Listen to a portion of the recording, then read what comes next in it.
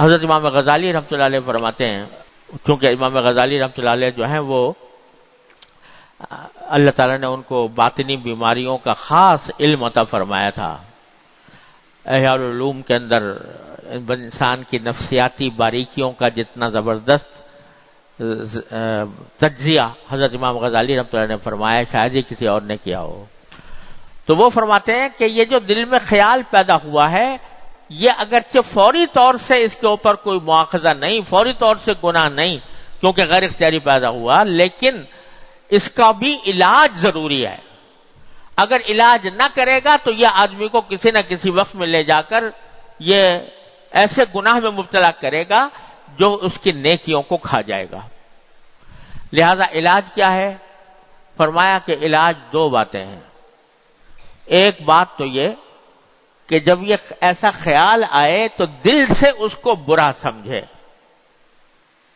دل سے اس کو برا سمجھے کہ میرے دل میں یہ خیال جو آیا ہے فلاں شخص کے آگے بڑھنے کے نتیجے میں میرے اندر، میرے دل میں جو ناگواری پیدا ہوئی ہے، یہ بہت بری بات ہے، یہ خیال اچھا خیال نہیں ہے، برا خیال ہے، اور اس سے مجھے نجات حاصل کرنی چاہیے. اس کو دل سے برا سمجھے. دل سے برا سمجھنے کا ایک لازمی نتیجہ یہ بھی ہونا چاہیے کہ آدمی یہ سوچے کہ میں دیکھو کتنا گندا آدمی ہوں کہ ایسے خیالات میرے دل میں آ رہے ہیں. اگر میں کوئی پاکیزہ حالات والا ہوتا تو ایسے خیال کبھی بھی نہ آتا میرے دل میں. تو اپنی اس خیال کی برائی بھی اور اپنی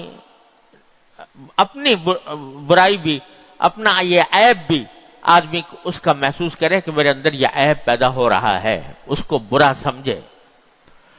اور دوسرا علاج جو حضرت امام غزالی رحمۃ اللہ نے فرمایا وہ یہ کہ جس سے حسد ہو، جس سے بھی حسد ہو، تو پہلا کام تو یہ کرو کہ اس کے حق میں خوب دعا کرو. جس چیز سے حسد ہو رہا ہے اسی کے بڑھنے کی دعا کرو. اس کے مالداری سے حسد ہے تو دعا کرو یا اللہ اس کے مال میں اور ترقی عطا فرما، اس کو اور برکت عطا فرما.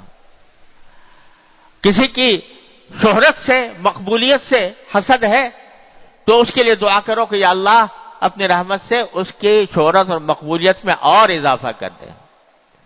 کسی کی صحت اور قوت سے حسد ہے تو اس کے لیے دعا کرو کہ یا اللہ اس کی صحت اور قوت میں اور زیادہ اضافہ فرما. کسی کے علم سے حسد ہے تو یا اللہ اس کے علم و عمل میں اور برکت عطا فرما، اور ترقی عطا فرما. یہ دعا کرو سب سے پہلے. تو حضرت فرماتے ہیں، امام غزالی رحمۃ اللہ علیہ اس علاج کو ذکر کر کے فرماتے ہیں کہ اگر کوئی حاسد ہے اور وہ یہ کام کرے گا تو جس وقت یہ کر رہا ہوگا، دعا کر رہا ہوگا، تو دل پہ آرے چل جائیں گے، کیونکہ دل تو چاہ رہا ہے کہ کسی طرح اس کا منہ نوچ لوں، دل تو چاہ رہا ہے کسی طرح اس کو میں اور زیادہ ذلیل کروں، دل تو چاہتا ہے کہ اس کا مال دولت چھن جائے، اور دعا یہ کر رہا ہے کہ یا اللہ اس کے مال میں اضافہ کر، اس کے دولت میں اضافہ کر، اس کے ساز و سامان میں اضافہ کر. تو آرے چل جائیں گے اس وقت. لیکن اگر یہ آرے نہیں چلاؤ گے تو یہ حسد کی بیماری ایک زہر کی طرح تمہارے اندر سرایت کرتی جائے گی، جیسے کہ انسان کے جسم میں زہر سرایت کر جاتا ہے، اس طرح سرایت کرتی جائے گی یہاں تک کہ تمہیں یہ زہریلا بنا کر چھوڑے گی. تو فرمایا اس کے حق میں دعا کرو. یہ پہلا علاج.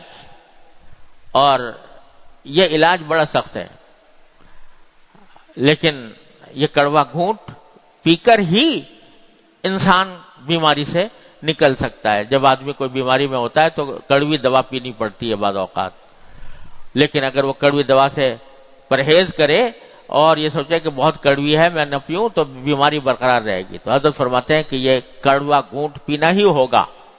دعا کرو اس کے حق میں خوب. دوسرا یہ کہ اس کے دوسروں کے سامنے اس کی تعریف کرو، جو اس کے اچھے اوصاف ہیں ان کا ذکر کرو دوسروں کے سامنے. اور ساتھ میں یہ بھی کہ اگر اس کے ساتھ کوئی اچھائی کر سکتے ہو اور اس کو کوئی فائدہ پہنچا سکتے ہو، اس کے ساتھ نیکی کر سکتے ہو تو وہ کرو۔ یہ دوسرا علاج جو ہے پھر بھی لوگ اس لیے اتنا بھاری نہیں ہوتا کہ جب آدمی حاسد ہوتا ہے تو اپنے حسد کو وہ ظاہر بھی نہیں کرتا دوسروں کے اوپر، لہذا وہ اگر کبھی ذکر آئے گا تو ایک دم سے کوئی ایسا رویہ اختیار کرنا جس سے لوگ سمجھیں کہ یہ اس سے حسد کر رہا ہے، یہ بعض اوقات آدمی اس سے پرہیز کرنے کی کوشش کرتا ہے، کچھ نہ کچھ کہہ دیتا ہے۔